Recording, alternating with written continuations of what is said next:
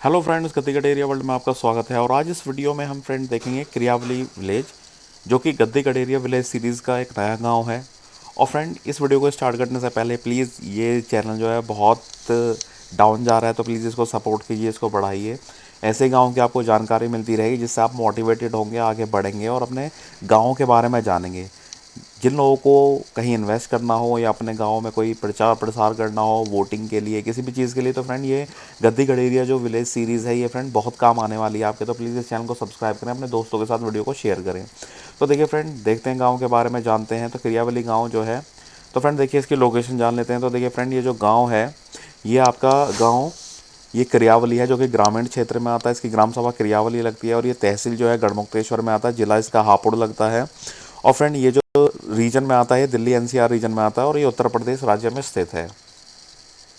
अब देख लेते हैं फ्रेंड इसके आसपास क्या है। तो देखिए फ्रेंड, यहाँ से जो दिल्ली है, जो भारत की राजधानी है, वो 100 किलोमीटर के डिस्टेंस पर है।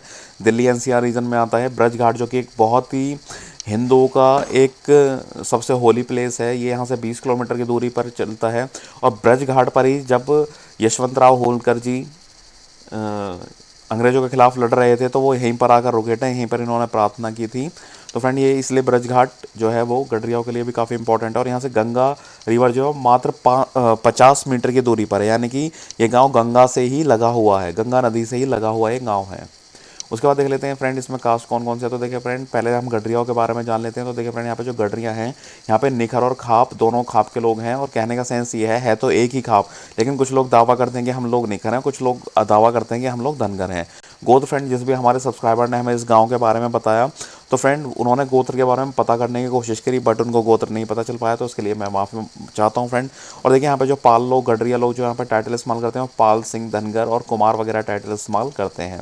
अब देख लेते हैं अदर कम्युनिटी कौन कौन से है। तो देखिए फ्रेंड, यहाँ पे जो गडरियाओं के 100 से लेकर 120 घर हैं, लोधी समाज के 80 से लेकर 100 घर हैं, जाटव समाज के 20 घर हैं और मुस्लिम समाज के 5 घर हैं। देखिए यहाँ पे टोटल वोट जो है वो 1000 से लेकर 1200 तक है। और यहाँ पे गडरियाओं के 600 से लेकर 800 तक वोट हैं।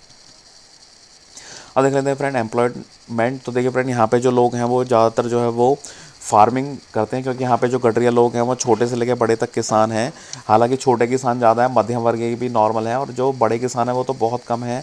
एक दो लोगों के पास 50 बीघे तक ज़मीन होगी। और यहाँ पर देखिए फ्रेंड, जो काम है वो डेयरी का लोग काम करते हैं, और कुछ लोग जो युवा हैं वो प्राइवेट जॉब करते हैं। उसके बाद देख लेते हैं लिटरेसी रेट। तो देखिए फ्रेंड, यहाँ पे जो पुरुष हैं वो 40% पढ़े लिखे हुए हैं।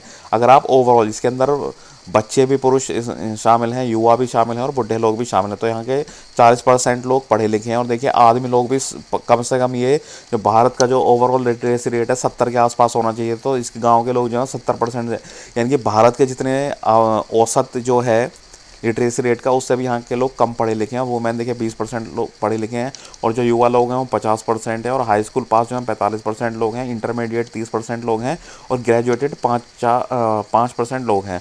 ओवरऑल देखिए यहाँ पे लिटरेसी रेट जो है वो बहुत ख़राब है। तो देखिए फ्रेंड, ये लिटरेसी रेट जो मैंने कॉलम में इसलिए ऐड किया है, ताकि आप जो बोलते हैं ना लोग, हमारा समाज कमज़ोर क्यों है, हम लोग पिछड़े क्यों हैं, हम लोग क्यों कानूनी कार्रवाई में या वकालत में, इन सब चीज़ों में पीछे रह जाते हैं, दूसरे समाज क्यों हम पे हावी हो जाते हैं, उसका रीज़न फ्रेंड यही है। तो देखिए फ्रेंड, देखिए जैसे क्या होता है, अगर यही मैं ब्राह्मण और किसी राजपूत विलेज की बात करूं, जैसे मैं कुछ गाँवों को जानता हूं जिसमें गडरिया लोग भी हैं, और उसमें जो ब्राह्मण है या राजपूत है, उन बरादरी का वो गाँव है।